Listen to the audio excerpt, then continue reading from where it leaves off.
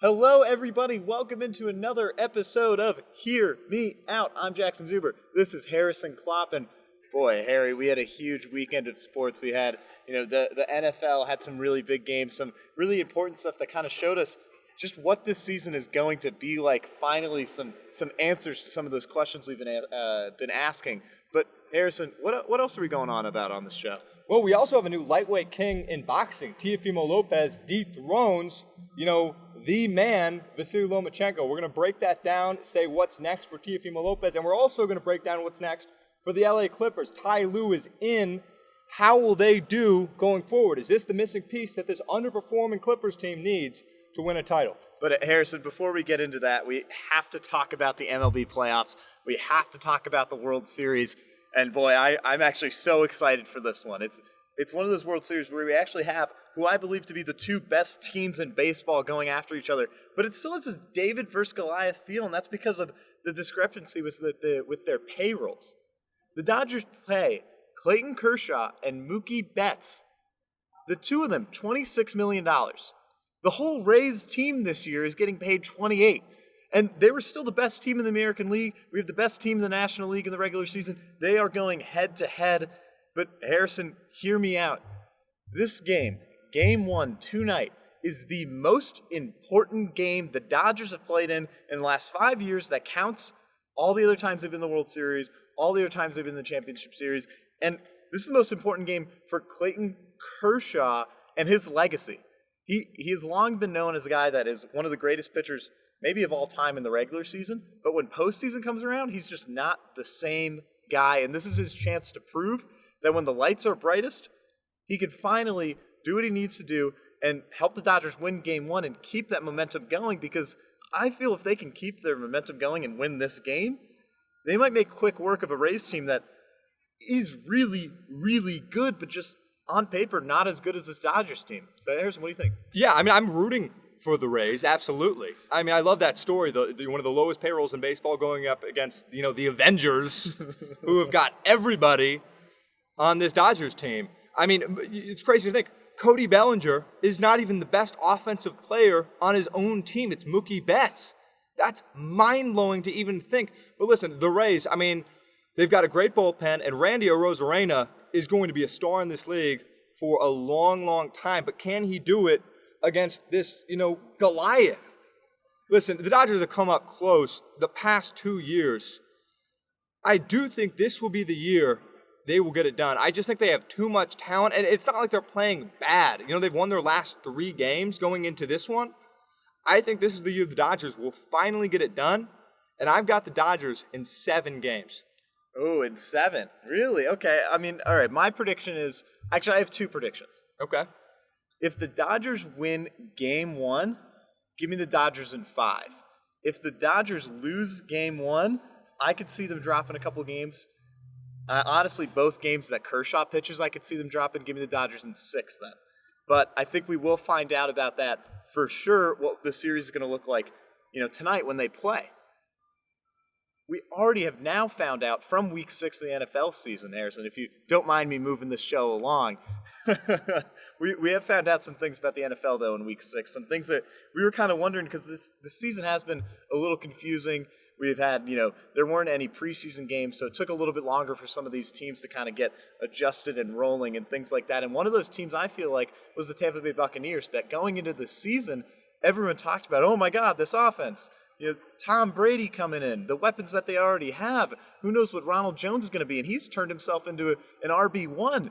And, Gronk and Brady back together, all of this, blah, blah, blah, blah, blah. And even the defensive line is so good. The number 1 running defense now this year, last year as well. But there were questions with the secondary. We had raised them ourselves. People, around the world, around the country, whatever, have raised the whole world, the whole entire asking world. questions about this Bucs secondary. The people in Tokyo, Japan, are wondering what is going on with the secondary of the Buccaneers, and I'll tell them that they might be one of the best in the NFL. This defense is number 1 in yards allowed. They had 2 interceptions versus Aaron Rodgers and the number 1 offense in the league, 5 sacks, and they only let him score 10 points So I'd say the secondary has turned into from something that even kindergarten children in Topeka, Kansas have been wondering about to honestly, it's a help. I think this secondary is what's going to lead them to that Super Bowl title if they do make it. We got children in Topeka, we've got people in Tokyo, the whole world wondering about this Bucs defense. Yeah, I know you make a good point though, really you do. I've always thought if Tom Brady does enough, that this team will be good, and we saw what happens if he does enough, and the rest of the team performs like they're able to. They've got great coaching. The Bucs are going to be good. A few weeks ago, you told me that the Bucs originally were your NFC team to beat, and then you changed it after they lost to the Bears, and you said the Packers, which at the moment probably the right pick. Do you still feel like the Packers are the NFC team to beat after losing to a team that you took off your mantle? Look, here's the thing with the NFC. And honestly, the whole league has been a little bit confusing with teams that are beating each other. If you try to make a little web chart of all the teams that beat each other, it does get a little bit confusing. But I think there's one thing that we know to be true. In the NFC, there are 3 top teams. The Seattle Seahawks, the Green Bay Packers, and the Tampa Bay Buccaneers. And it just is really up to you the way that you set that up. Right now, if you did it by record, it may be different than if you did it by the eye test, things like that.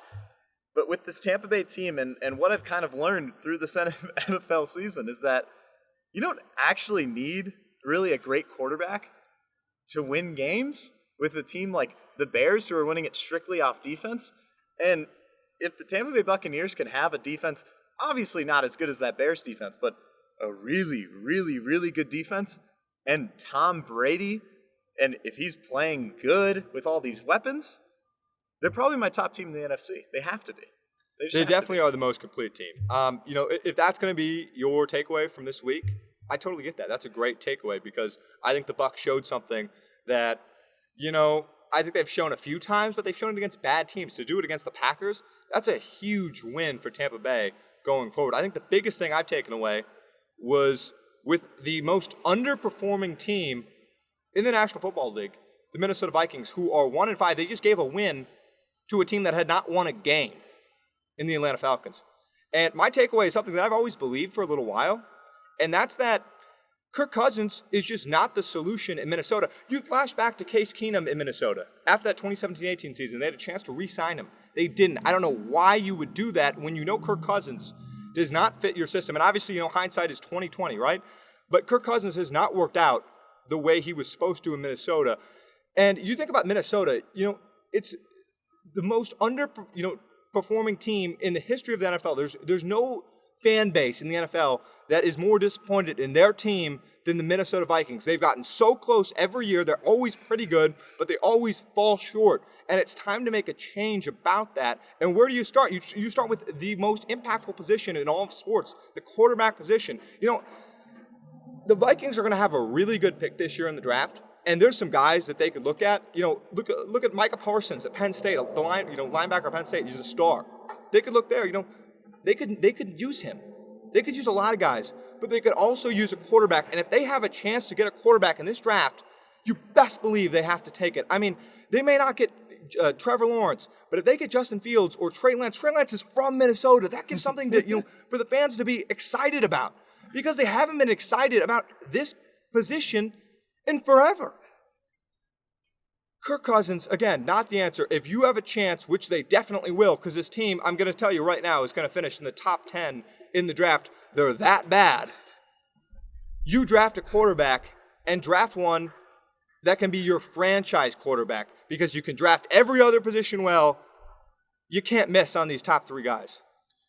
Harrison, I can feel your pain with the quarterback situation. While my Cardinals do now have Kyler Murray, there were years where we were watching Kevin Kolb and John Skelton battle it out for the job. So I do feel you with that. But Harrison, why don't we move on to something that you're a little more excited about instead of disappointed? I know. You're telling me about it. Well, Teofimo Lopez was a guy going into this last Saturday's fight with Vasily Lomachenko, the undisputed lightweight championship of the world. We looked at this fight and we're like, okay, Teofimo Lopez is 23. He's big. But is he going to have enough to beat Vasily Lomachenko? And he did have enough. Outboxed Vasily Lomachenko, really. I had it 7-5. I don't agree with these 11-1 scorecards or, 8-3 scorecards. I just think some of them have been so wide. But Vasily Lomachenko, no longer the guy at lightweight. It's Teofimo Lopez. Jackson, what were your takeaways from Saturday night's just massive, massive upset? I mean, look, we've seen from Lomachenko in moving up to this weight class, the 135s, is that he is small. And I think it finally kind of came back to bite him. One, him being smaller. Two, his style of boxing where he'll wait it out and wants to find his angles and then go in. And when you have a guy that is keeping his guard up, is keeping Lomachenko away from him, he's attacking the body. I mean, you said it yourself that it was kind of the first time that you've seen Lomachenko really be affected by those body blows. It was kind of just a perfect storm of an outcome to lead to that. Now, talking about Lopez, I think he fought well. I think he did what he needed to do to win, which obviously winning against Lomachenko, you have to fight great. But there were some holes in there, especially once Lomachenko did start attacking him, which wasn't until after the 6th round, which was far too late. That he did look a little uncomfortable once Lomachenko got in the inside, but that's going to happen to anybody. But I do think he fought a great fight, but I'd like to see a little more from him, maybe learning coming forward. Yeah, I think you make some great points. A lot of the advantages Teofimo Lopez had over Vasily Lomachenko were physical. And, Lomachenko had a hard time getting, within reach of Teofimo Lopez. And Teofimo Lopez, though, to his credit, did what he had to do. It's one of the best wins from a young boxer in the history of the sport. I think about it, a time when a champion like Vasily Lomachenko got upset. You have to look at 1964 in Miami, where Sonny Liston, who's a 7-1 favorite, loses his title to then 22-year-old Muhammad Ali. And are there things that Teofimo Lopez needs to work on going forward? Absolutely. Wait. So, Harrison, are you saying that Teofimo Lopez is the next Muhammad Ali? No, I'm not saying that. I'm not saying that. But Teofimo Lopez is special as a win going forward. And, if he fights that fight at a more comfortable weight for Vasily Lomachenko, do I pick, or do I think Lomachenko is going to lose that fight? No. But to even execute your game plan, even when you're that big, is still so impressive against a skillster like Vasily Lomachenko. Going forward, I don't know. I bet he goes to 140. I don't know how he would do against a guy like Josh Taylor from Scotland, who's really good and just as big as him. That would be something I would be interested to see. Something I'm also really interested to see is how this Clippers team does with Ty Lue. And going into the year, this last NBA season, I picked the Clippers to win the finals. I did. I think they're the best team in the league, talent-wise. But there were obvious chemistry problems that were not accounted for. With Doc Rivers, the team, collapses really in the playoffs, especially in that Game 7 against Denver. They, we all knew there had to be a change there, and they made one. Ty Lue is in. Ty Lue, a player's coach, a guy that this team really likes, but is he the missing piece that's needed to make the Clippers the NBA champions? Are the Clippers your favorites going into this upcoming NBA season? Now, could he be the missing piece? I think he could be. Are they my favorites? I wouldn't say so. I do like the pick at coach. I think it's perfect. He's dealt with LeBron in Cleveland, got a title there. He's dealt with the Clippers a little bit in LA, and I think it's exactly what they needed to fix. You don't have a lot of times players come out and say, "Yeah, we had chemistry issues." How often do you hear that in any sport? Never. You never hear that type of thing. So I think it's perfect to get a guy in there that they like, that can maybe make some of these guys gel together. But I can't put them as my favorites just based off of how they played in the playoffs. Just never really looked that impressive to me. But a lot of teams didn't. Before them, you have to put the LA Lakers who won the title. If their bench keeps playing like that with LeBron and AD, it's hard to not see them repeating. And in the East, there are some interesting guys. The Bucs are always going to look good with Giannis. It's just when you have one of the best players in the world, you have to put them on your list. I have to put teams like the Toronto Raptors and the Miami Heat on my list just because how they play such hard defense and have great coaching. But the team that I got to go with my favorite is the Boston Celtics. The Boston Celtics are my favorite. I think there are some people's favorites coming into this season, and I just think that with guys like Jason Tatum and Jaylen Brown leading the way, Tatum who's becoming one of the best players in the NBA, Brown who's one of the best defenders in the NBA and can hit threes And when he's shooting well, this team plays really, really good. Kemba Walker, kind of disappointed in the playoffs. Gordon Hayward was obviously hurt, but I just don't see Brad Stevens letting this team disappoint again. And so that's why I got to go with them as my favorite. That's a bold pick. I like that pick. I do like that pick. That's a bold pick. I think most people would say the Clippers, wow, Ty Lue, they are the favorites. I think, you obviously have to make the team that is the favorites the Lakers because they've got LeBron and AD. Like, they're the obvious favorites. But I think a team that, if they have everybody healthy, could definitely win the championship. And I might even pick them if everyone's there. And I will actually pick them. And that's the Brooklyn Nets. And KD is back this year. Kyrie is going to be playing healthy, we hope. If they can play like they are supposed to, they have a great coach. And they also have depth. I mean, they had 8 guys on that team last year, average over 10 points a game. That's absurd. And who do you add? You had Kevin Durant? Kevin Durant's 7 feet tall. He can do anything. He can score from anywhere. It's how he can come back from that injury that I'm really, really going to be curious about, because it's not an injury where guys usually come back healthy. They don't look, the same. Dominique Wilkins, really, for Orlando, the only guy that's come back from that injury and has looked like himself. If KD can do that, they're my pick. I just don't know. I really don't know. I think, the Lakers are the fair pick. Yeah, if there's any guy that would be able to do it, it probably is Kevin Durant. But I couldn't bet on the Nets. They couldn't win the last game of the regular season that would have gotten the Phoenix Suns into the playoffs. So I just could not possibly pick them to win the NBA Finals. But there actually is a very interesting pick this weekend. I see we haven't really agreed all episode, but there might be something we can agree on here with the UFC this weekend. We have Khabib fighting. And Harrison, do you think he's going to go ahead and win this one? I mean, Khabib's 28-0.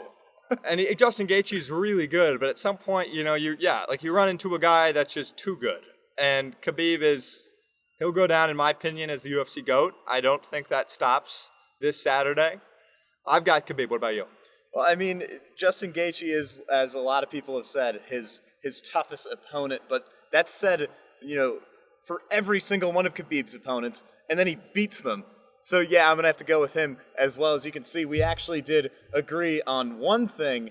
We'll see if we were right, and we will see you guys again next week on Hear Me Out.